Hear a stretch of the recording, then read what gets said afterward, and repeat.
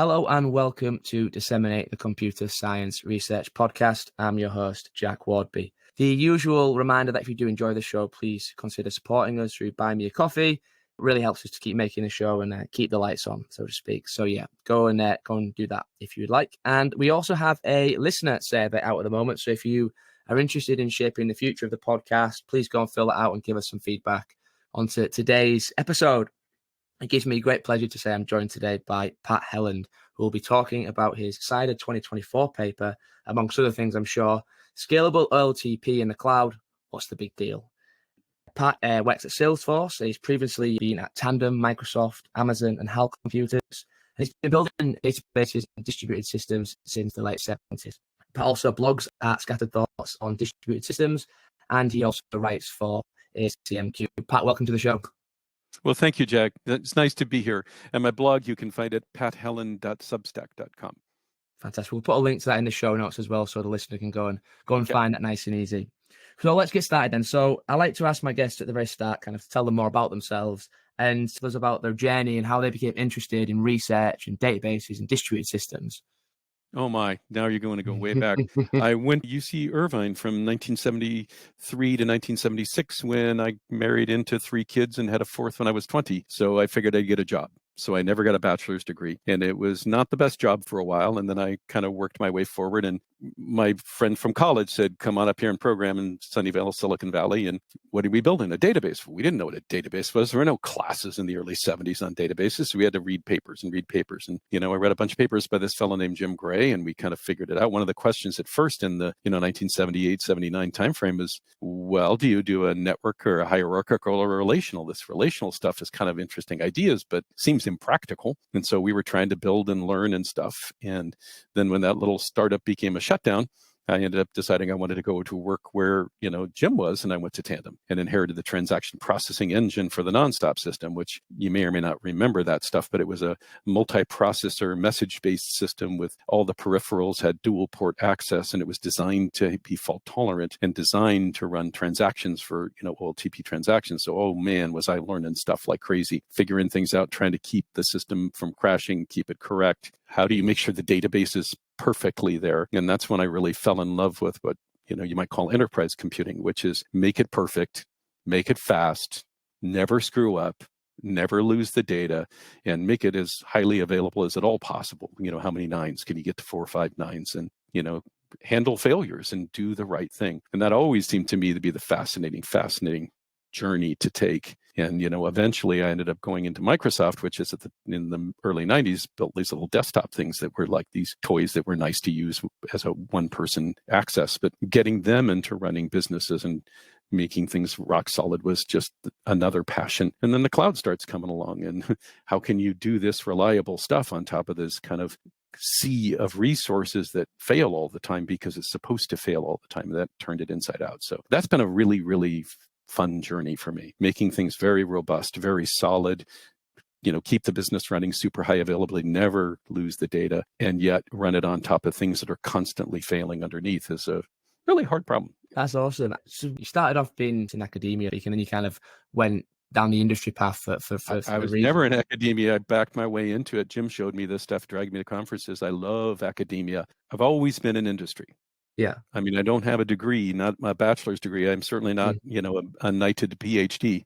And so but I have respect for a PhD. I have total respect for the work it takes for people to do that. And I believe in that, academia is to push the envelope of knowledge and to uplift the new folks coming into the field and give them their training. And I'm passionate about, the future of all the people in the industry and the, folks who want to do it. To me, the hallmark of a wonderful person is someone who just can't get that passion for whatever they've got their passion for. And they just want to work and work and work to do the best and push the envelope as much as they can. Whenever I see that for anyone, no matter what age they are, all I want to do is figure out what can I do to help.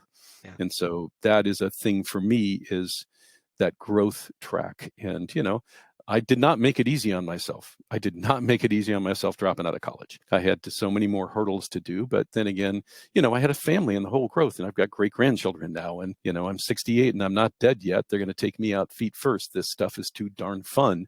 And I want to continue doing it as much as I can.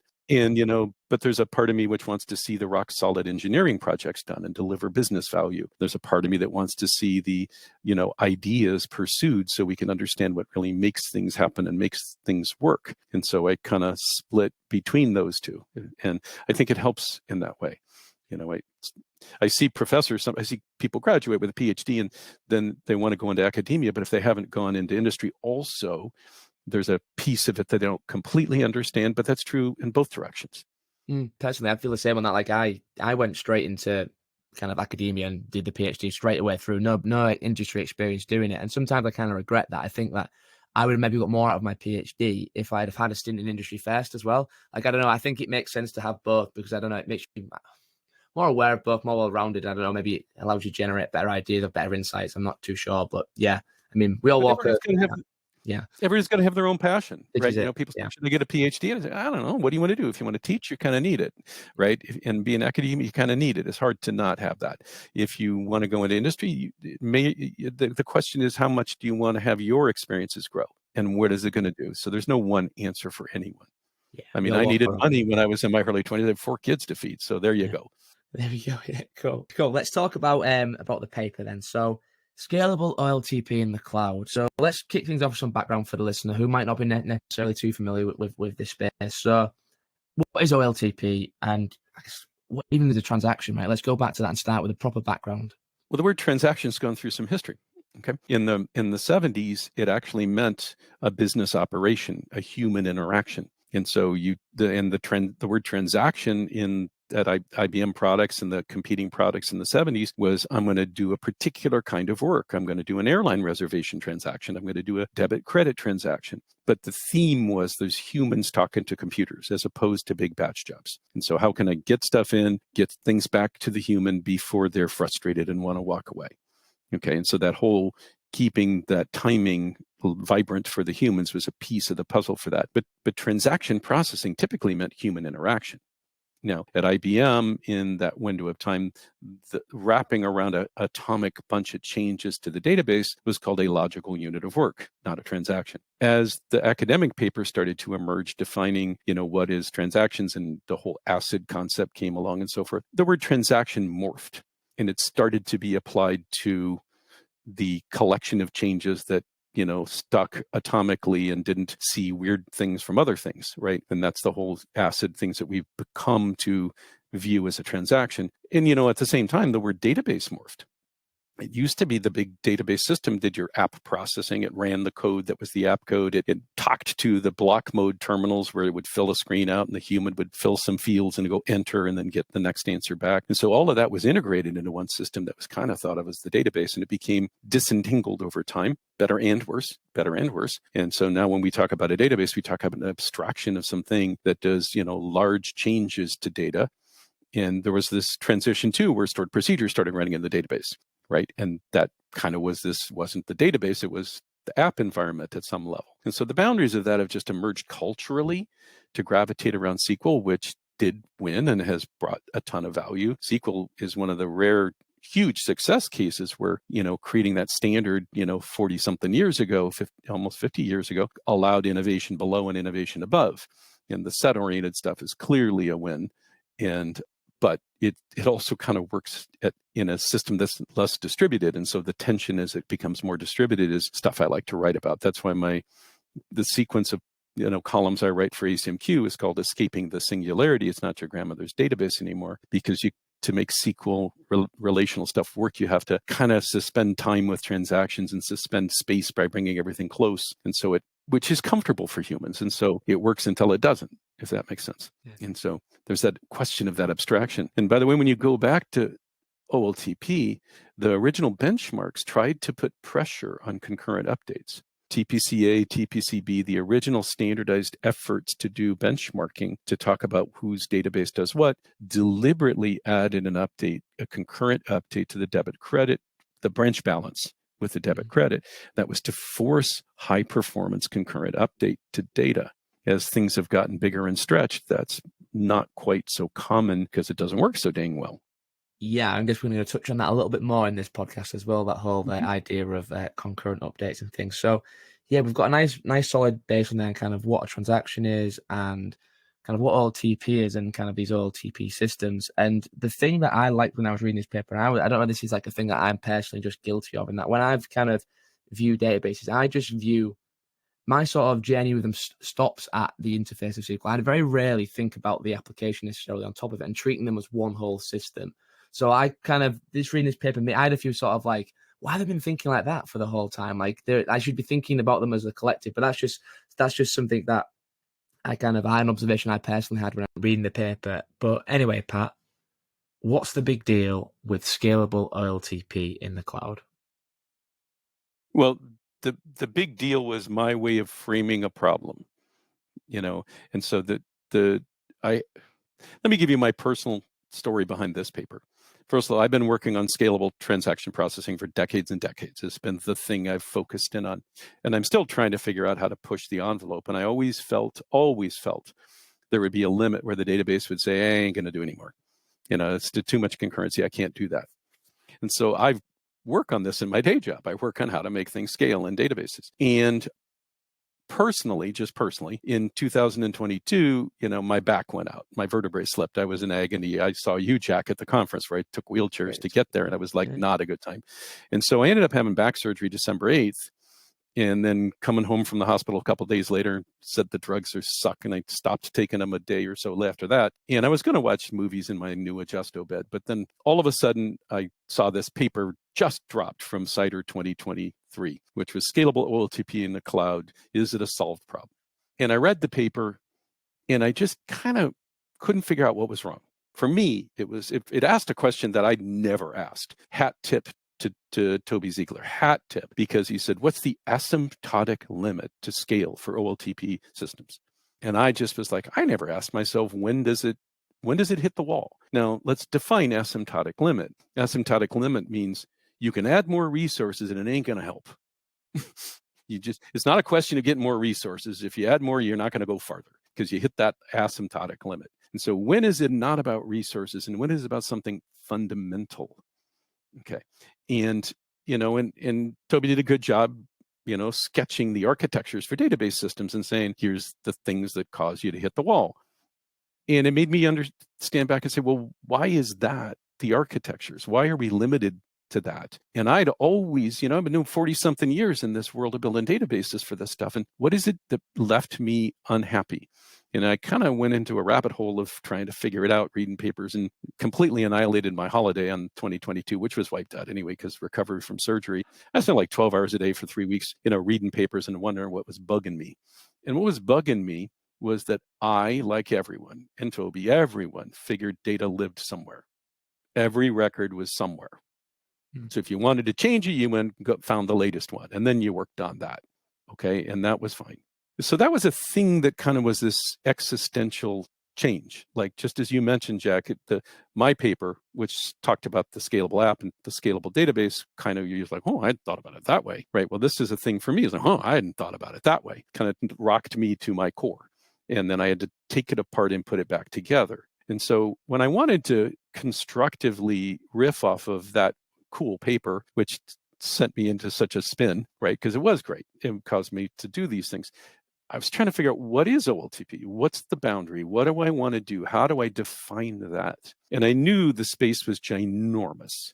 I know when you do CRDTs, you do all of these other things. I actually love that area. I think it's fascinating, but you don't typically call that a database, right? What's a database, right? And so I kind of said, well, let's go to the conventional term for a database. It's a SQL system with an isolation model. What isolation model should I pick? You could pick serializability, or you could pick the one that is used most often, which is, snapshot isolation, or not snapshot isolation, but MVCC, right? And you see variants of that where you have statement level rollback, but you still read the database with a snapshot. And to me, that, the practical side in me said, I'm not going to do the academic theory thing. I'm going to pick up the one that seems to matter more to people. And so I had to disentangle in my head, what was it that people were using? Well, realistically, the vast majority of the applications out there, or at least more than 50% for sure, have gravitated towards using multi-version concurrency control, because rather than being pure, the way the academics argue one should, they simply say, hey, does I get the job done? Now, I've known for 40 years there's a phenomena which I say sometimes you date your operating system vendor, you marry your database vendor. Because if your database has some weird old behavior and your app does weird old things when you run it on your database, you fix your app. Define fix, it could be, render immutable or spay or neuter, but you do something to your app so it solves the business problem in spite of what the database did to you. Mm. And so all the idiosyncrasies of a database end up permeating an app. As the app gets bigger, they're kind of there. They're just there. It's hard to deal with it. And it's a major challenge to take a significant large app and move it to a new database because the app has picked up on these idiosyncrasies and the app gets modified so it succeeds in that environment. And so people have gravitated towards using multi-version concurrency control because it scales more. And the scaling matters more than the purity. Mm. And they tend to stomp out the anomalies that you see with the impurities of the snapshot. And that's kind of a iterative process. And no one's getting religious when you're building your business solution. They're just kind of doing whatever the heck it takes to get the business solution. And now you're there. Right? It's like, let's get this thing working. Like, we just want to make some money, right? Yeah. So I started saying, well, okay, what do I want to focus in on in this paper? What do I want to say now that I've got this epiphany that maybe there's a new way of building a database which doesn't have a specific place for a value for the record because I have these multi-version concurrency control. I'm reading as of the past. If I'm reading the past, if you look at a multi-version concurrency control database, and this, by the way, I mean, Oracle does this, Postgres does this, SQL Server does this, DB2 doesn't, but most of the big databases do this thing where you say, I want a snapshot I'm going to read, and then nothing moves till you get the next snapshot. And that allows more concurrency. So I stood back and asked a whole bunch of questions in my head, like, how did this drift? Back when I was seeing this in the 70s, 80s, and 90s, it was like there was a purity of the isolation models, and serializability was viewed to be great, but then it wasn't as easy to make the throughput. And so people continued to kind of walk their way back on the guarantees of the isolation model in order to get the scale. And I remember being this consternation about, well, that's just not right. That's not ethical. It allows these funky things. And then, the older I get, the less religious I get and the more pragmatic I get. It's like, well, I don't know, the business ran. Yeah, So we made some money, so it's fine, right? Yeah, that's what we did. We made some money and it all kind of, and so you can stand back and ask, how do you feel about that? But at the same time, it seems like it's the way things are going. Mm-hmm. And so all of the vendors have, pretty much the database vendors have gravitated towards providing that option because otherwise people didn't use their database. Yeah. And so I don't know what to say. I'm not trying to be religious. I'm trying to be kind of pragmatic about it, but that's the reality. So then I said, well, it feels like the relationship between the database and the application is a thing to think about, a thing to focus in on when I'm thinking about scalable OLTP in the cloud. What is that relationship? And I want to say, to be clear, if I had a complete greenfield, I would probably go into things like CRDTs and interactions that are not that way. But the reality is people map all that stuff on top of SQL because it's so darn successful. Mm. So let's just say that's what we're doing. Okay. And so I said, let's talk about that as a big deal. It's a contract. It's a interaction between the application and the database, and it is that contract. What can I understand from the contract that allows me to reason about scale? And so that's why the paper got titled, What's the Big Deal? Plus, I got to have silly titles because that's who I am. And so I love the titles of all your work, Pat. They always smile at me. So yeah, keep doing it. I try to. It's more fun to me if I have a good title for it. And the big deal was this duality between it's an important thing and it's a contract between the two. And so focusing in on the contract. Now, one of the sections of the paper talks about how we've eroded or improved, depends, evolved, devolved, that interface for the isolation semantic to allow a weakening while we allow more scale. And it continues to increment down as we do that. And, one of the tricks I found fascinating as I was thinking about this, and I'd seen this in big scalable apps, is the use of lock no wait or skip locked. They're kind of dualities. Skip lock's a little bit more convenient, which basically says, yeah, I want you to go get me things out of the database as of the snapshot. But if somebody else has got it locked, just leave it out. And that's incredibly useful for queues, for example. And so that was one of the steps of how the isolation semantic, it was, relaxed, right? You go from serializability to read committed. I'm not going to see things, and what do I see as I do repeatable read? Well, repeatable read means I'm in a transaction and I read record X and I come back and I read record X and it hasn't changed. If you don't have repeatable reads, you can read record X and get a committed operation. And you come back later and you read it and somebody else committed something and I see that. So all of those are, they relax isolation and increase concurrency. And so there's a trade-off that makes it a little bit harder to reason about the application, but it also means that I can get more scale through the system, if that made sense. Yeah. So I tried to take all of that apart in my head and say, what if people pragmatically gravitated towards? And then I started thinking about, okay, scalable applications. And I just stood back and thought about it. And I concluded that no one in their right mind builds an application for scale at the beginning. And I'd written about that a few years ago. I wrote a paper called The Best Place to Build a Subway, which basically, said, look, if you want to build a subway, it's really nice to do it in the cornfields of Nebraska. It's all flat. There's no historic monuments. I can make the station spaced out. I don't have to worry about the cathedrals, right? But the reality is people want subways only when there's a ton of economic infrastructure. And so if you want to build a subway, you better figure out how to route around the cathedral and the ancient, buildings over here, because it's going to be a reality you deal with.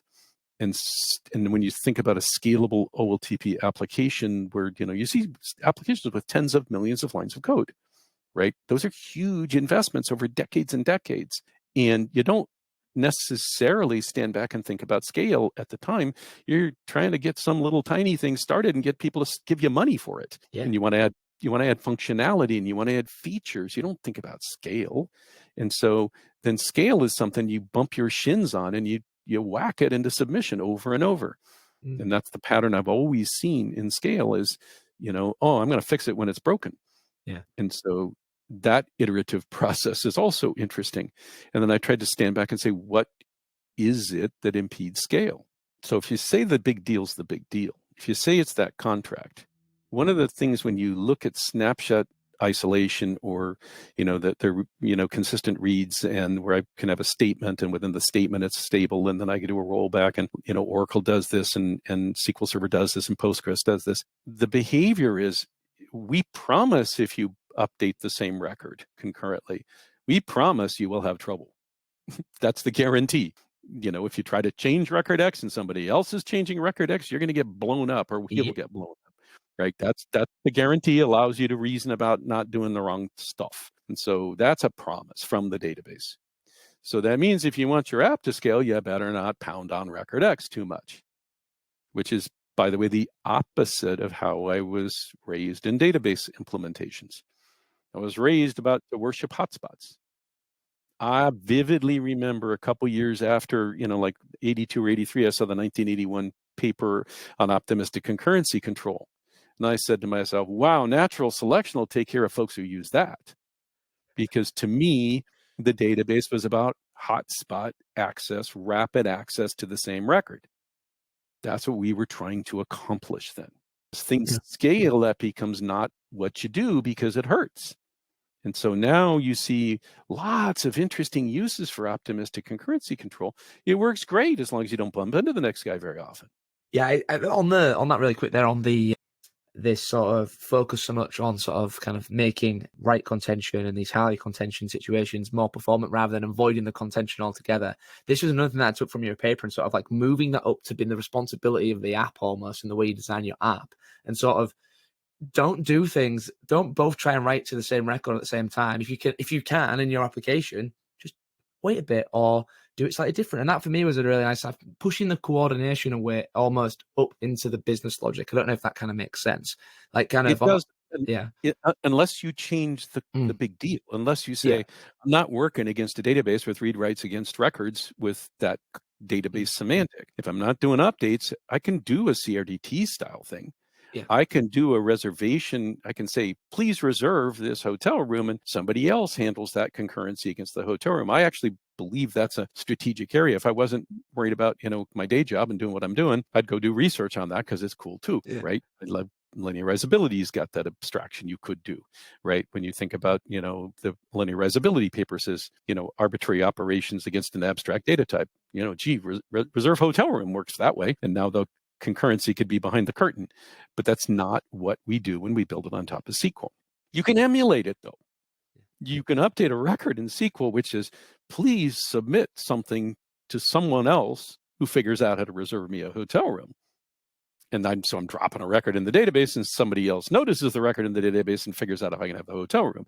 And so that ends up kind of being you can layer these concepts on top of the database, but the database itself says you whack on record X and this other transaction whacks on record X, one of you is going to lose. It's the rules. So that was the big deal. And so it caused me to think about what is the implications on the app, what are the implications on the database. The next thing I tried to say is, okay, let's assume I got this database and this app interface. I got this big deal. What stops a database from scaling? This is all thought experiment, all me staring at the ceiling, annoying my wife. Okay. She's like, why didn't you answer my question? I don't know. I was staring at the ceiling thinking about scalability. Well, that's not going to be good for our marriage. And so you have to manage that. But that's kind of what was going on in my head for months is what is it? Well, to me, it meant, wow, okay, if I'm going to have a scalable database and the reads are by snapshot, they're an hour old, they're a millisecond old. You cannot read a multi-version concurrency controlled database as of now. It's not in the interface. You can read the past. You can propose a change that will to modify a record, update a record that will stick as long as no one else fiddled with it since the past you saw as of the snapshot you saw. Okay, so that's a tentative, please update it if I don't bump into anybody. Okay, but I'm reading the past. And big chunks of the reads are not things I'm going to update, they're things I'm just going to read. And so now you're in this world of how do I make sure the reads scale? Well, the reads can't scale if they're fighting with writes. Okay, and then you start looking at the implementations people do in databases for multi-version concurrency control. Well, Oracle has these undo blocks. So if you want to update a record on the block, you go to the block and you get the block and you look in the block. I want to update it. Oh, no. It's this. I want to read it as of a snapshot. Oh, no. I got to go read it over there. So I have to get the one being updated before I can read the one from the past. Okay, and the similar story in Microsoft SQL Server. You got to go to the current home, and then you say, well, and then I can go to the past to read the past. Same thing in Postgres. I got to go to the current home, and if it's being changed, then I can read the past. Well, now that does add a ton of scale over not being able to read because somebody's got it locked, but you're still friction to go to the home for the record. Now, in that paper that Toby Ziegler did that sent me on this mind-bending excursion, right? He said there's kind of three archetypes of databases. There's a single writer, which has got its own log and it can only scale till it scales. There's a partitioned writer, which works great until the partitions don't match the write skew patterns, right? Or there's the multi-writer where I'm fighting over the data itself, similar to Oracle RAC, is one example of how that works. And he did a really nice prototype in his paper and in his thesis to use RDMA to implement shared blocks. Okay, but there's still a place you go. There's still fighting to read with writes. And so if I'm pushing the asymptotic limit, which is I'm going to go forever until I can't, okay, anytime you're fighting the reads for the writes, in my brain, that impeded the asymptotic limit. Realize it's just a thought experiment. It's just a question of where does it top out? And so if the reads and the writes fight my argument, then that means you're having a problem. And it turns out, I'm quite a fan of immutable data. I wrote this paper, Immutability Changes Everything. And in the cloud, you basically can't have changeable data. You can read-only data in the cloud, and you can have a log of changes that you're appending to. And so, the whole cloud depends on append. That's all it does. Right? And then you read through that crap to get to the other crap. That's the only thing you get in the cloud because everything's gushing around everywhere.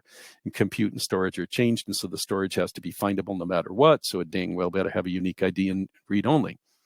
Right? And so all that comes around to change now is the hard point. right? But you see this in OLTP and OLAP and HTAP and all that kind of stuff. It's not hard to read the past. It's hard to fight for the now, and the tighter the now, the tighter that turbulence of now, the harder it is to reason about the intersection between changes and reading the past. So if you're just willing to wait a tiny bit, it's okay. But you see this endemically in scalable systems. I'm pretty sure most of the listeners have had the experience of going to a major e-commerce site like Amazon or something, and it says usually ships in 24 hours. That tells you nothing. And it's incredibly useful. Okay, if something isn't going to usually ship in 24 hours and I'm waiting till the last second to send a grandkid a birthday present, oh crap, let's go find something else, right? Because it's not the one I want to put in the cart and miss the birthday time. So I'll go for the usually ships in 24 hours, even though it's a guess, right? And so whenever you're dealing with scale, things that are happening right this moment are hard to get perfect. You can get it approximately. So as I started trying to explain what that meant to an app, I realized the only choice you have in the app is to not update the actual facts of now, because then you're fighting like crazy. But what I can do is I can record that, oh, gee, I've scheduled a shipment for the inventory. And so the inventory balance in the warehouse is going to change. And so now I'm in this thing where I can say, well, do I think it's probably going to be fine? And I can fix it later if it's not, right?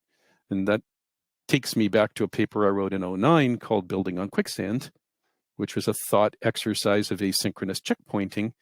And, you know, what do I know if I don't have the truth? I can get a pretty good guess. I can do probabilities. I can figure it out, which is not terribly different than if you have a joint checking account back in the day when you wrote paper checks, right? When you wrote paper checks, it's like, oh, I sure hope the wife didn't write there. You know, and you kind of are guessing on what's flying out there because you only know approximately, right?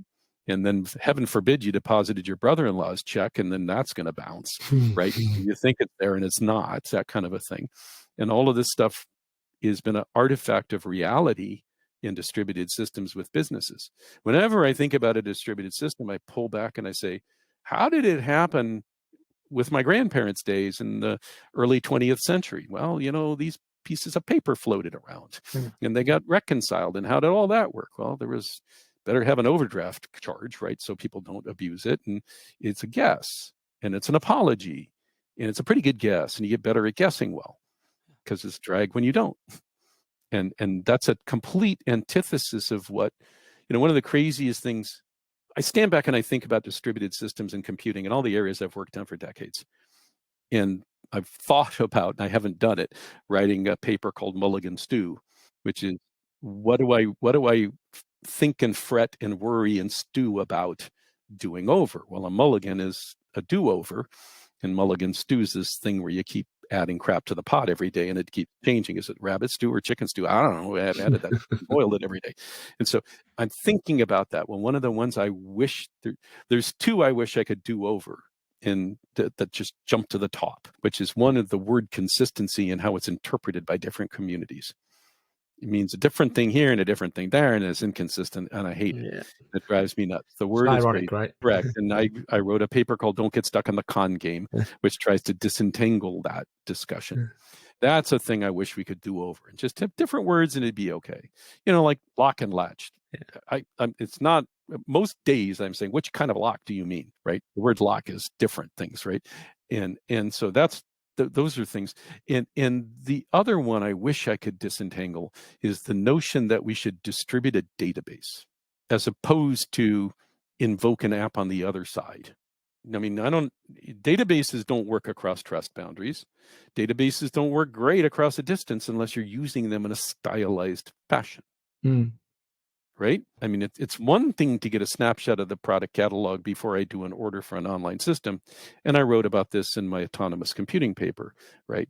You know, I'm gonna read last month's catalog to figure out what to order. You know, when I was a kid, the the department store catalog, the Sears catalog, would land on the kitchen table. We'd all go around it. Mom would tear the little piece of paper form out, and we'd figure out how to order toys and dresses for her and all that kind of stuff. And we'd put it in a piece of envelope, and you send it off, and the stuff would come after a while with a piece of paper check in it. And that was stale data that you could use to order. Very useful. In that case, the department store catalog was updated twice a year. When you're shopping online in an e-commerce site, you're looking at stale data. That's great. It's fine. Okay. So you can share stale data. You can't share current data.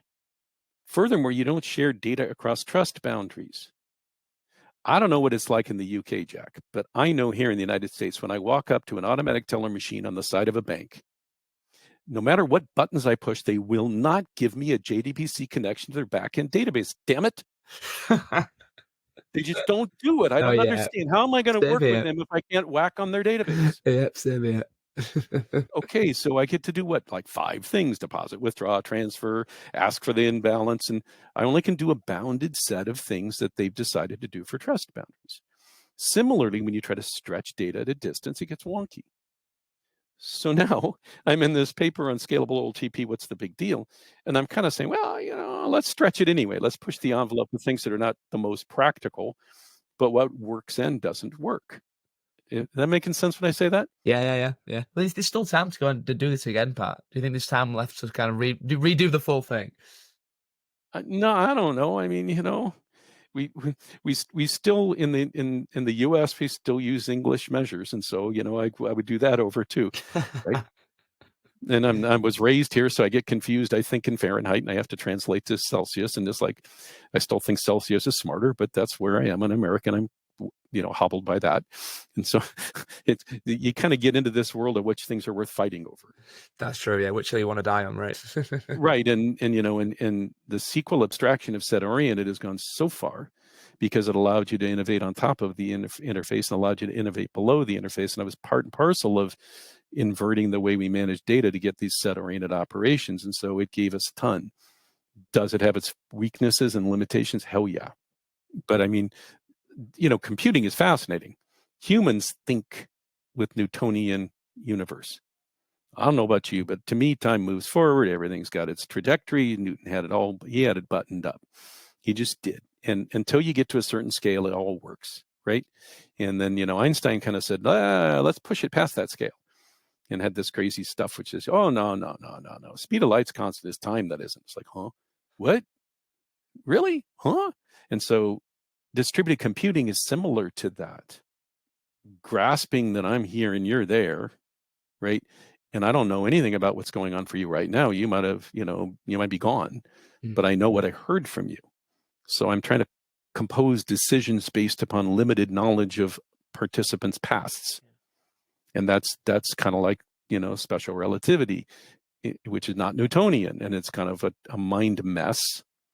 And I've spent my career trying to do cooler things for folks who do not want to think weird, like some of my colleagues and I do. Like you do, Jack. You think weird. Okay, you were trying to build systems for folks who don't want to think weird. They want to build an insurance application. They don't want to think about that crap. They just want to build an insurance application, right? And so we're trying to model that, and then early in my career, it was like, how do I hide failures? How do I hide the fact that the disk got corrupted? How do I hide that the server crashed? How do I keep it going when all these things go awry? Okay, so you're trying to hide crap from someone who just wants to get the job done. Now we're in this world, which is lovely, fascinating, and weird. Okay, let's go to the cloud. Well, what's that mean? Well, we're separating compute from storage. Huh? So who is the end point? Who am I talking to? Am I really talking to the same computer? Nope. I'm talking to the computer that got the memories from the other computer. I can take this VM and I can squirt it over to that physical machine. Well, is it the same one? I don't know. What's its identity, and is it answering like it knew what it knew before and not? You watch Star Trek and Captain Kirk goes to the transporter, and all of a sudden he's not in the ship. He's in the planet. Is it the same Captain Kirk? Well, I don't know. He remembered what he remembered. He does what he does, and it seems like it. And they never really made, that I remember, made 2 Captain Kirks. Could do. I don't know. Right? Maybe they did. I don't remember. But that's an open question here. So now the cloud is really weird. The cloud is just really weird because you can't put anything in one place. You got to put it in lots of places. And so you can't change it without going through a window of time where it's might be changed. Yeah. Might be changed based upon what? Based upon, well, if it failed, somebody looks, which do they decide it based upon how they looked, if it changed or not? So when you're changing something, it goes through a superposition of states where it's simultaneously changed and not changed. That's kind of funky. And you end up in these things where you saw the change, but the change didn't stick. So that's okay. You didn't stick. You can look at Schrodinger's cat inside the box. And if you see the cat's alive and it turns out the cat isn't alive, that's okay. We'll just remove you. And so all of this compounds as you start building your solution. And fundamentally, though, you still want the person writing the insurance app to not give a rep. It just works. Yeah. Yeah. And I'm totally in favor of the cloud. It's impractical to have dedicated resources rather than shared resources. Love that. 30 years ago, I used to tell my late wife, I'd say, Yak, I'd be home for dinner, and I promise what time I'll be home for dinner if I only had a dedicated freeway lane. I didn't think it was practical for me to have a dedicated freeway lane, so I knew I had to accept some uncertainty in when I would get home. It's all that and all this weaves in and out of what is the scalable OLTP system. So I had to pick a thing. I picked a thing. It's like, databases and applications. Let's just go down that path. Cool. So I guess kind of with that then, what's the rethink then? So how would we do this? How would we build this then from if we had a clean slate and we didn't have any sort of restrictions? What would it look like? How can we do this better? Yeah, well, to me, it's pretty obvious that you're going away from update in place of database blocks. Okay. Yeah. I mean, that is a thing. You see some really innovative stuff, by the way. Hat tip to Aurora in, AlloyDB does this, and you see it in Socrates and Azure, where you're emulating the block update behavior, and all of the storage underneath just magically can take a licking and keep on ticking on the cloud. That is taking the database software, decapitating it, and making the bottom part different so that it runs better in the cloud. Mm. Yeah. Now, the server that is doing that update to the block, the actual database server itself, isn't protected, but that's okay. You made progress. It was a very clever thing, but it preserves the model that a record lives in a block and the block is going to be handled, and that's what you do. So that preserves the model that the block is the home. The tension there is that the abstraction between the database and the app says, no, I have isolation on a record key.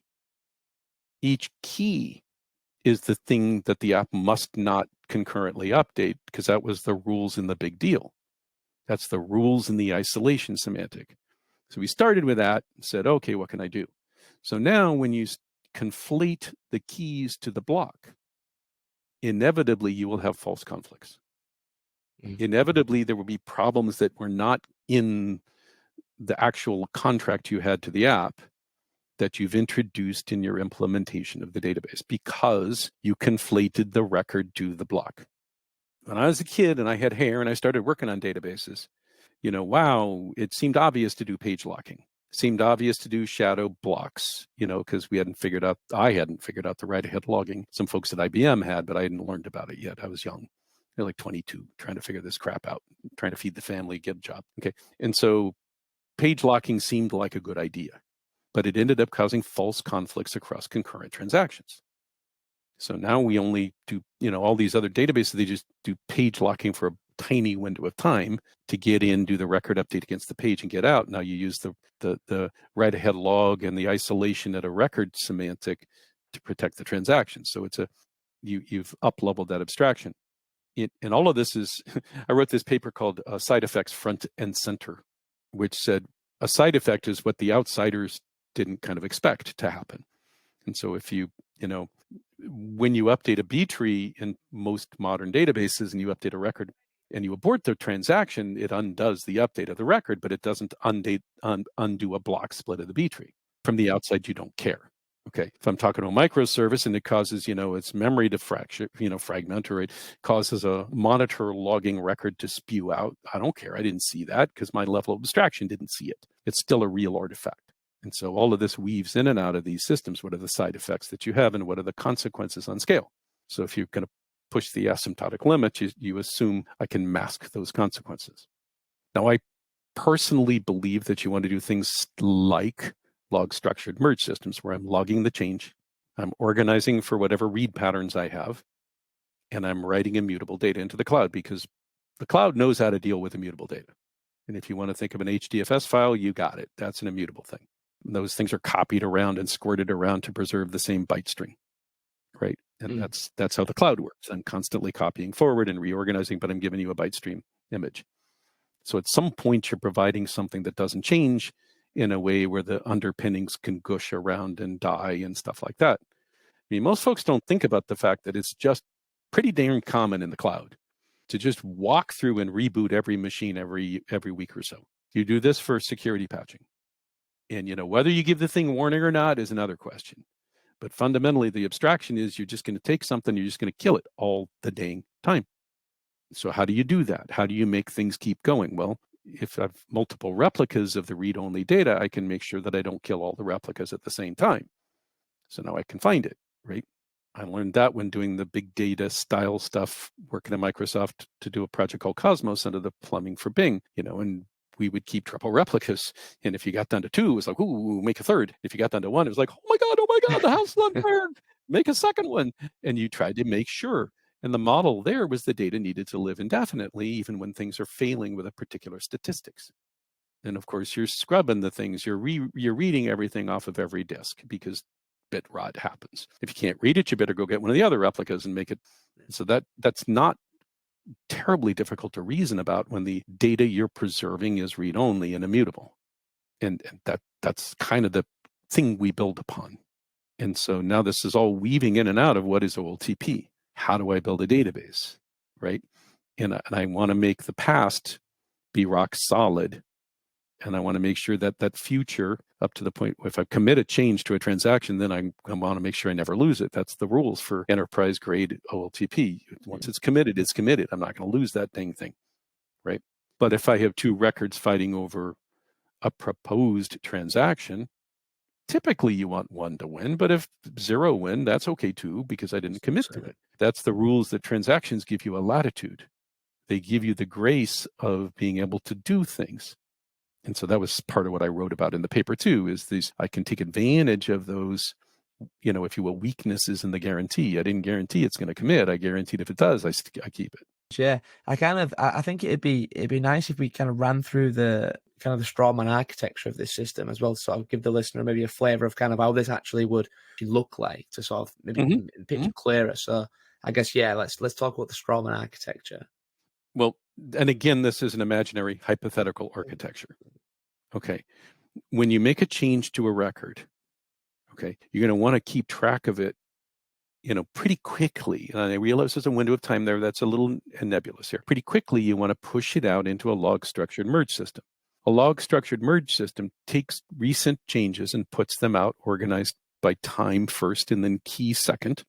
So let's say every minute I'm going to grab stuff and grab everything that's changed and put it out in a file sorted by key.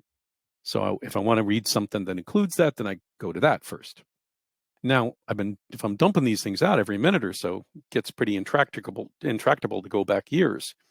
So what you're constantly doing is reading the recent changes and combining them with somewhat older changes and consolidating them so that you're covering a bigger time window. And you're taking the keys and you're reorganizing it by key. So I can have a logarithmic set of places to look to find out the value for a key. And I need to make sure that if something got changed, the new value is the one that survives if it's below my snapshot. Or if something was deleted, the key's got a tombstone and I accurately read through that and see the things missing. And so I'm reading by key and I'm climbing down this thing. But I may have, 3, 4, 10 levels of this log structured merge thing, which are increasing in exponential size as you go down, and you have to go through a logarithmic set in order to read it. So the reads can be painful. But the fascinating thing about the cloud is I've got just a ton of resources to process. And I could choose, if I wanted to, and I said I'm reading it a lot, to go smash it down as of a point in time. The question, and that's more and more tractable the older my reads. But we see this in real life. If you want to know the financial status of a big corporation and you want to see its quarterly results, well, they took 3 weeks to wrap up the quarterly results. And then they published them. And in every quarter they say, yeah, and the one I gave you 3 months back for the previous quarter, I lied a tiny bit. And here's the corrections to that lie that I gave you, because I still couldn't figure it out in 3 weeks. But, if it's within bounds, everybody does it. And that's kind of how it rolls. So you can never kind of know now on their scale. And so this is not any different than that. It's like, how do I give you the correct database answer? But we're spending cycles to put the read together to get that correct database answer in that window. That's the first piece of the puzzle, is the past is read only, and organizing it for scale. Yep. I can make an LSM that just scales and scales and scales. If you want to have 1,000 times the readers, I just make 1,000 copies of this read-only stuff, right? I can scale that like crazy if I got resources. Remember, the goal was to think about the asymptotic limit, which is defined as, you can have more resources. Can you do more scale? So I can get more read-only things till the cows come home. I just get more if I want them. Okay. But that recent change, that recent time becomes more and more complex. How do I make that narrower and narrower? If you want your snapshot to be a millisecond old, wow, it's not quite in that LSM. It's not quite off in the read-only things. How do I reason about that working okay? And that is the pain point, is that turbulence of now, which is what you see in every scalable system, no matter what. And so when you want to do scale, you got to take time to roll it up. So one of the examples in the paper is a presidential election in the United States. Okay, so I've got hundreds of millions of voters spread around the United States, and they go one day to their polling booth, and they send it in the mail, and they say whatever they want to vote for. Okay, and it's a presidential election. I'm not getting into politics, but this is the machinery. It's a good example. Okay. Yeah, a really good example. Keep going, sorry. Yeah. So the way it breaks down is you've got states, and the states roll up. There's some for there, and there's this other, I'm not talking the electoral college. Let's assume you're just adding the total account to things. Okay, and so the states are going to roll it up, and the states have got counties, and the counties are going to roll it up. The counties have got these precincts, which are, you go down to the, the school next to you, and you vote there, and then they roll it up. And when the polls close, what happens is everybody's getting they're getting a partial count. And they're constantly sending the partial count off to the next level up the hierarchy. So the precincts are telling the county, and they're continually updating their partial count. And these inaccurate results are rolling up the hierarchy. And if the vote is 70% this way and 30% that way on television, they just pretty quickly, they say it's going this way. Yeah. Right. And sometimes it takes weeks to kind of count the last few. And you're counting and you're counting and you're counting and you're counting. And the closer it is to a really close election, the longer it takes to gain the truth. This is the way it is inside of a scalable OLTP application on top of a scalable database. You can say, that's close enough, right? And we do this all the time. It's, I'll ship you the book. I got lots of them. I'll promise to ship it to you. It's going to be there. And you got lots of them, and it's not a problem. And if a few of them get run over by the forklift, whatever, we got lots of them. If you're down to the last Gutenberg Bible, it gets special. The Gutenberg Bible is not handled that way because there's not there very many of them, right? And so you got to take special care of each copy of it. And it's a special thing. Question on that case there of some things needing to be treated slightly differently. Do you think it's possible to have that within the same OLTP system, the same scalable application of having been able to cater for both types of sort of, I guess, in that example, both types of books, for example? Or do you think that they need a completely different way of being managed, those types of, or that sort of business application? It's an application decision. When you go into the bank and you want to deposit your brother-in-law's check for $100 and you have a decent bank account balance, you've been with the bank a long, they put it in there. If it bounces, they'll talk to you about it later. Yeah. Okay. If you've been floating, $500 to $300 for a long time, and you walk in with a $50,000 check and want to put it in your bank account, they're going to call the bank at the other side. And they'll talk to a human being that will mark, I got that $50,000, and you're the only one who's going to get that check to clear. And then they'll put it in. They'll probably still put a hold on it if that's big a discrepancy between your normal thing and the deposit. And so there are business rules based upon the probability of loss. And that's not something you could just capture in the database, which understands reads and writes to record X. It's just not what you do because it depends upon the app. I was fascinated when the first cash dispensers, these ATM machines, showed up on the side of the bank. It's like, wow, that's interesting. Because then, you lost the connectivity between that cash dispenser and the mothership a lot. So now you got this problem. A customer comes up and says, give me some money. And The ATM can't go ask the mainframe across town or across the country how much money there is. And so do they piss off the customer or do they risk the money?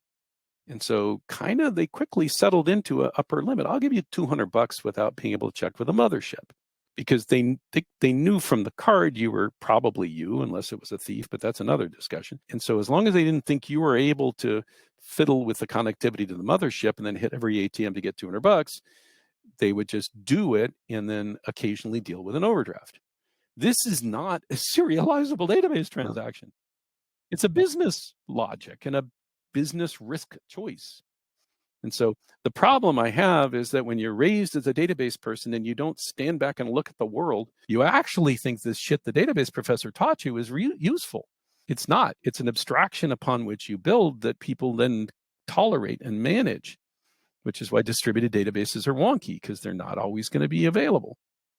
Yeah, I was looking for a quote in the paper that you said. I don't know that it's this is the right one, but about the ambiguity within the computer and the computer's ambiguous understanding of the real world. And I just loved that line in there. And I was kind of thinking along the lines of kind of all models are wrong, but some are useful, was kind of the sort of that's that wonderful line. Was totally going true with it. And that was just kind of what I was thinking about as well. I was like, yeah, the real world's messy, deal with it in a way. Let's work around it, right? But yeah. And we make this imaginary pristine thing and people use it in a practical way. And part of the problem is we think we can push that limit, and rather than expose our limitations. If you have a distributed system, they can be disconnected. Now, what do you show? Right? And so, and people are not used to kind of involving the application in that. But then again, we set out as our mission to pretend it's a single server with a single behavior and say, write your insurance app and don't worry your pretty little head about it. It's like, that's not the right thing to do at some level too, but it's kind of this lowering of the friction to people who want to solve business problems. And the reality is, depending upon the complexity of the business problem, they kind of have to know. And I wish systems developers spent more time with application developers. I wish, to see how they cope with our crazy systems. This was sort of what I was alluding to earlier on when I said that kind of I wish I'd had some industry experience before doing my PhD, because that sort of awareness of the applications and what people actually do with them, or people want to do with them, kind of wasn't there. So that's why I kind of got stuck at that boundary of just thinking about the database, thinking in terms of reads and writes, and let's make serializability as fast as possible, because surely that's the best thing in the world, which just eventually there's a limit to that, right? That's not what people want it for, want to use it for, how they use it. But indeed, I will point out the mission I set out on with this paper was indeed going down that path. Right. Okay. I said, what am I going to pick? Well, let's pick the app in the database, because the space is so complex and nuanced. I had to pick an invariant and say, now what can I do? Put some stakes in the ground to then actually build off, right? Otherwise, it's just chaos. Correct. Yeah. Scalable OLTP is, in fact, ill-defined. Yeah. It's kind of, how do we make this stuff work, right? And I tried to put a stake in the ground and then iterate off of it. And it actually opened up a whole bunch of understanding from my side, too. So I believe it was a well-spent mental exercise. And I'm looking forward to seeing who comes out and reads the paper and gives me the what for, because I didn't think about this properly, and challenges me to the next level, because that's the glory of our world, is when people tell you and help you realize, I didn't understand this new thing. And you learn and you grow, and then you help others learn and grow. That's the fun. Yeah. So, one of my questions, Pat, was going to be kind of, where do you go next with this thing and this sort of research agenda? Is it a case of now put it out in the world, wait and see what comes back, or is it something you're still actively working on to sort of? Well, I have business problems at work, and this has some relevance, but it takes time for some of the ideas to come in. In 2 years earlier, I'd done a paper called Decoupled Transactions, which was a different mental exercise. It was not about scale. It was about low latency jitter, tolerating jitter. How can I make a database that gives you an answer when I have a bounded amount of the systems that don't even, the computers that build it are not even answering me. I don't know if they're dead or not. That's the fun thing in the cloud. You can't tell something's dead. You can tell you haven't heard from it. What does that mean? I don't know. Right? And so it becomes, We didn't used to worry about that stuff because we had our dedicated networks, and you figured and you knew the answer was coming in a window of time with high probability, excruciatingly high probability. So if you missed 3 of them, well, that guy must be dead, and off you went. And that's not the case in our gushy cloud. Heck, you got these funky things like differential observability. You got 3 availability zones. Well, AZ1 can see AZ2 and AZ2 can see AZ3, but AZ1 can't directly see AZ3. And you say, hey, what computers are up in this world? Oh, well, you have different answers. Now what do I do? And it's a increasing challenge that's fun to deal with. Yeah. And so right now, I'm going to probably kind of work on other fun problems I have in the meantime. But, and one of the things I like to do is just think of these things and then throw them out in the community and see how it causes hopefully good impact. Yeah, I'm sure it will. Did I answer? Yeah, that's a very good answer. I have a question as well, so on about impact and sort of the impacts you hope this kind of work can have. I guess we kind of covered it off there with that, but I guess the kind of this next sort of set of few questions I have, more sort of general high level sort of questions. And the first one's my favorite question. I love how people answer this one. It's about people's creative process and how you approach idea generation and then selecting ideas to dedicate 12 hours a day for 3 weeks on, or the next 6 months of your life. Like, yeah, what is your creative process? You want to imagine something might be different. And it's pretty common to say, hey, I imagine this might be different, but then there's 5-10 things that have to be different. And then each of those can cause you to say, that's too hard. I'm going to go home and watch TV, right? Rather than you kind of give up. And you kind of have to do this, it's an optimization thing of imagining a big change and then imagining that the pieces that are required to change could be worked through. And then you try to do an optimization for the impact of the big change and the unsolved pieces for it. And then typically my brain's kind of taking it apart and putting it back together over and over and over to try to see what might be different. Yeah. And so you want to imagine an arch. I ain't going to work the road. The first stone's going to fall over. Right. Well, no, you want to give yourself some slack and figure out how you can say maybe it won't fall over. Yeah. Right. And how do I make all of that work? And how do you, right. And you got to follow it through. And how can you then do it? And in the real world that I tend to be living in, it's this whole question of how can I make incremental evolution? So now you got these other crap. You got to keep the system going. You got to make sure it works. In that paper that I mentioned earlier, Best Place to Build a Subway, I point out that it's fascinating to me when I'm flying in an airplane and I happen to have a window seat and I look down, love seeing when an overpass over a freeway has a bend in it. I know they widened the freeway. It used to be a straight overpass because nobody makes a bend just for no reason. And then they needed to make the 4-lane freeway become a 12-lane freeway. So they had to take the overpass and build a new one. Well, you don't want to tear the old one down while you're building the new one. So you build the new one next to the old one. And so you can just look down and see the artifacts of evolution. And so not only do you want to visualize where you can be, you got to back channel. How can I get from hither to yon? How do I get from here to there? How does it happen? And I've had the fortune in various commute's not always a fortunate thing, but I've had the fortune of commuting down freeways, which are being widened, and watching the stages and saying, this is going to do that and that's going to do that, is just very evocative to me about how software will evolve, because they're just very strong parallels. So not only do you want to imagine a new world, you have to imagine the pieces of that new world. Then you have to imagine the stages it takes to get from this world to that world. And each of those is strongly dependent on the details of the world you're in. Yeah. It's funny, we had a competition very similar at work today about one of our components that kind of, it needs a bit of love, and we need to kind of change it massively towards some new architecture.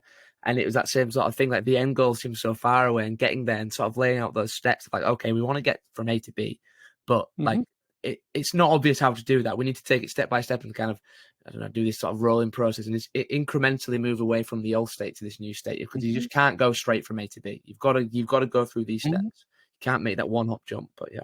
And I tend to be irreverent. I'm fond of saying, if it's not incremental, it's excremental. Just me. I'm just crazy. But that's one of the pieces of how I think about it.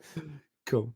Yeah, I kind of closely relate to this, I guess, in some way, not necessarily directly, but is sort of kind of inspiration and motivation, and what sort of, I guess, inspires you to kind of keep working on this sort of stuff and has inspired you in the past? And we touched on it maybe at the top of the show a little bit, but kind of what work maybe then has had the most, or papers that have had the most impact on your career and personally? This one, maybe the one by Toby, for example, has obviously had an impact, but are there ones that kind of stand out to mind when you look back over your career that's had a big impact on you? I kind of feel like there's just a parade of them that constantly happen. Yeah. It was like 3 or 4 years ago that I decided, oh, I never really understood the linearizability paper. Mm. Never really understood, the distributed systems thing. You got to remember, I'm literally uneducated.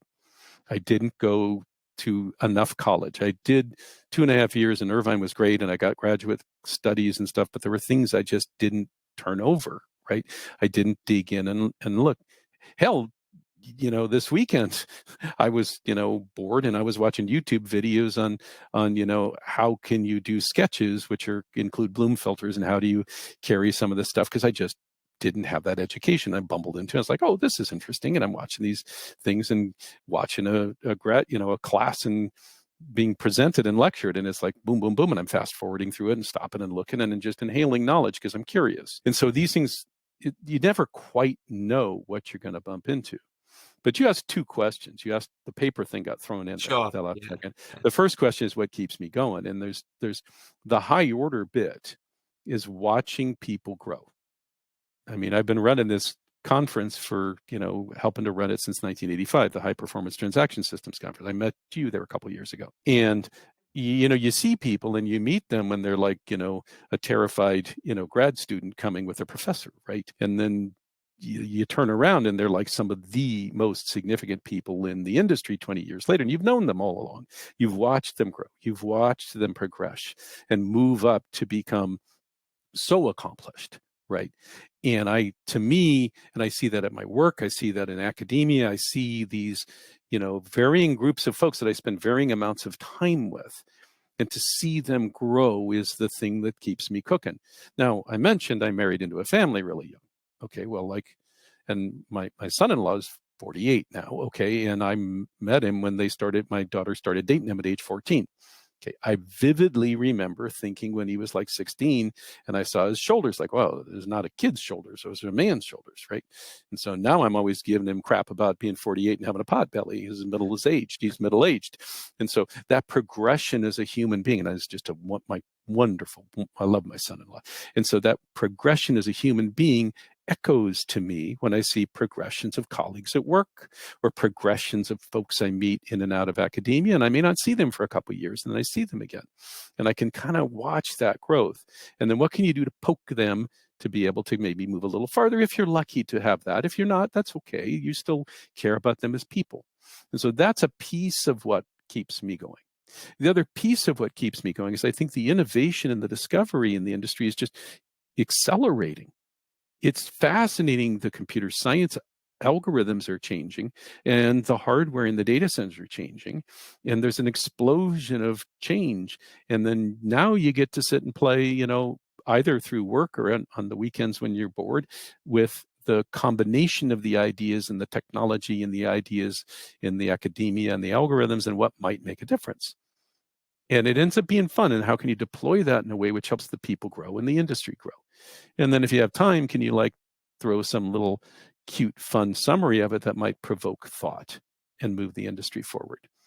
And so you're trying to help people in the microcosm with individual mentoring. You're trying to help the industry by writing papers. You're trying to think through the abstractions and make products that make a difference. And so, at some point, I'm never going to be as good at anything as I am at this after almost, 46 years. Mm. It's a thing that I've grown and I love. And, I'm not going to go take up some other thing is not going to be as much fun. Now, maybe I'll get to a world where I want to go to fewer staff meetings. Okay, those are mind numbing sometimes, but it's just a question of playing to the stuff that you love and brings you joy. And so I don't know if that answered your question. Yeah, that answers it perfectly. I wanted to ask when you said there about this explosion at the moment, how does this compare to previous sort of, I guess, looking back, obviously I didn't live through them, but when you read about them, explosions in technology, like advancements in the past, do you think this is sort of unprecedented in a way, and like the possible transformations because of that could be? I wouldn't say unprecedented, but there's an acceleration. Acceleration. Okay. Okay, so I couple months ago was just gobsmacked by the prediction that we're going to be investing ballpark in 3 or 4 years. There'll be ballpark $400 billion with a B million dollars a year invested in large language model training. So that is, you look at the trends, even then that's like 1% of the United States gross domestic product will be training large language models. So set aside AI and all that. It's just, we're finding the value to spend the money there. Okay, well, what is that? Well, that's all this GPU processing of vectors. Okay, cool. Well, and how utilized are the GPUs, which cost a metric ton of money? They're expensive, and they're kind of like starving for data. So one of my observations is, the networking people are going to figure out how to shovel the data faster. And they are, right? Bandwidth in data centers has increased by a factor of 8 in the last 3 years. My prediction is it will accelerate. Okay, so, now you can have 50,000 or 100,000 computers in a room. And how quickly can you squirt data from one to the other? Hundreds of nanoseconds, under a microsecond for some decent amount of money of data to squirt across. And if you don't believe that, go look at the leaf spine interconnects that are being deployed in every modern data center. And the fall through of first byte from network interface card on a server to another is, typically sub couple hundred nanoseconds to get first byte from here to there. And then the trailer of the payload of the data goes down as the bandwidth goes up. And so, wow, it's pretty interesting. The data is intimate. But I still don't believe in coherency at a distance, like cache coherency in the distance. A paper I've not yet written is titled, "I Never Wanted to Be Coherent." But because I kind of feel like that ends up causing friction if you have to make sure that your updates and my updates are there, which is not any different than that turbulence of now in the OLTP database we discussed a bit earlier. Did I answer your question? You did indeed, Pat. Yeah, no, that's awesome. Because sorry, go ahead. I was going to say the problem I have is that my attention deficit, I keep running around and looking at cool things, and figuring out which ones to dig deep into is not always an easy thing when I'm a kid in the candy store with all the fun stuff changing. Yeah, that was going with that creative process question though, kind of a second ago, kind of how do you sort of stop kind of bouncing around off everything almost? You assume I do stop bouncing around. Okay, right. It's finishing something is a challenge, and I work on it. Yeah, cool. Yeah, I've just got a kind of a few more, I guess, questions while I've got you, and I always like to ask people this one as well, and is how they deal with setbacks in their work, in their life, I guess, as well in general, because obviously academia is rife with rejection, right? It's part of the game. It's a common part of proceedings. So yeah, how do you deal with that personally? It's hard. You take a breath, you pout sometimes, and you try to stand back and say, and then you realize that there's so many more fun things to do. You dust yourself off and keep trying, right? And, like everybody, I've had ups and downs in life, and loss and joys and successes. And, I have a track record sometimes of snatching defeat from the jaws of victory. And, you just continue to try to figure out how you can do what you can to bring goodness and try to make it better. And, you don't want to, I don't like feeling competitive with others. I like trying to uplift folks. Am I perfect? No. I'm a dork, and then I mess stuff up. And I don't know, you just keep cranking, and you remember all the fun, good things, and there's so many more fun, good things to move ahead on, if that makes sense, and there is no one answer to that. You just try to, I tell everybody I'm hobbled by optimism. And so it stops me from, stopping me, because there's going to be something else that's fun. And so the next wave's always coming. Well, there's just so many fun things to do. And if, if I can't do some of the fun things I want to do here, then I'll find other fun things to do there. I like that. Did that make sense? That does make sense. Yeah, I like that approach. That's a nice way to approach and a nice outlook on life. I like that. And I'm not perfect, but I try. Nobody is though, right? I mean, that's it. I wouldn't want to be perfect. No, anyway, that would be imperfect. Exactly. Yeah. Cool. So yeah, just I guess 2 more questions, and then I'll let you go, Pat.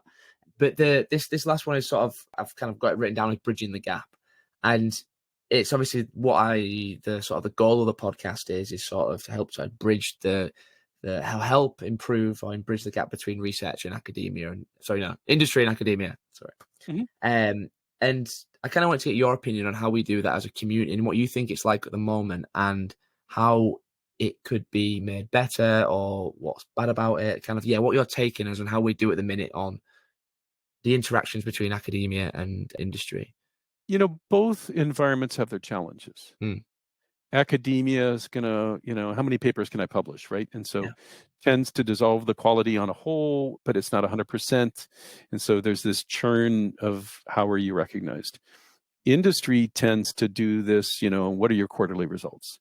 And so investing for the long term is hard when you're being measured on immediate responses in 3 months. And even as an employee going to work, it's like, what'd you do for me this week? Right? And these things are hard. Okay. And so I don't think either system's perfect, right? They tend to have their trade-offs. In academia, you're both trying to teach and you're trying to innovate, but you innovate without following through on all of the requirements to make something rock solid. And that's good because now you can do something more speculative and it doesn't need to have the friction of doing everything buttoned up and perfectly. And in industry, you can't mess it up. So you got to do everything, and you got to have the backups and the archives and the recoveries and the 48 protection layers, which is actually wonderfully challenging and good. And so that is a huge thing that I've when I dropped out of college, I was in industry and I didn't have the chance to go back to academia, but there's a huge value to having those high requirements on what you're doing, right? That ends up making things, you can't just be flighty with stuff. And so there's a wonderful interaction in between the two. And you've come to HBTS, and I try to throw that mixture in the mix. And I try to, put everybody together and stir and cause trouble so that we can cross-pollinate with each other. Yeah. And I think that's incredibly valuable. It's a thing that I love. It's the highlight for me is this going away for 3 days with a bunch of crazy folks thinking about scalable systems and letting them try to find out who they are as people, right? Mm-hmm. Because fundamentally, I think the connections with people are the backbone for how technology and innovation and academia and ideas foster, and how do you know someone and, the first thing you say is, how's the family? How are the kids? What's going on? And you figure out how they are as a human being. And then you can kind of work in and out of what are the ideas and technology. And I think that's the right way to make stuff work. I mean, and you came to HBTS a couple of years ago and you heard me stand up and say, look, the purpose of this is the breaks, right? Getting to know each other, meeting everybody, the talks are to punctuate the breaks. And that's not the common conference, but I still think it's a strong foundation for making change happen. And it's deliberate to combine industry and academia. I don't know if that was the relevant answer or not. Oh, that's a great answer. And yeah, I'd just like to echo that, what you said there. And that was the best conference I've ever been to for that exact reason. You should get out more, but other than that. Cool. But no, that was a great answer to that question. And I guess, yeah, last one now, Pat. What's the one takeaway you want the listener to get from this podcast today? Be passionate. Get an idea. Fight hard. When you get a fire in your belly, don't let go. Keep working it. Keep asking yourself, driving it forward. And of course, you have to timeshare between that and your day job and your family and everything. But you got something, do it. Grab hold, push it forward. That's what makes the difference in life. Personally, I kind of made it hard on myself when I got a family at age 20, 4 kids to feed at age 20, and I got a job. And, I didn't get the help that academia could have given me. But at the same time, I never lost that fire. I never lost that desire to push and learn and grow, and then to help others do that. So those are the things I would give you as a takeaway is whatever the heck it is. And if you have kids and they're interested in something you're not interested in, as long as they're excited about it, that's great.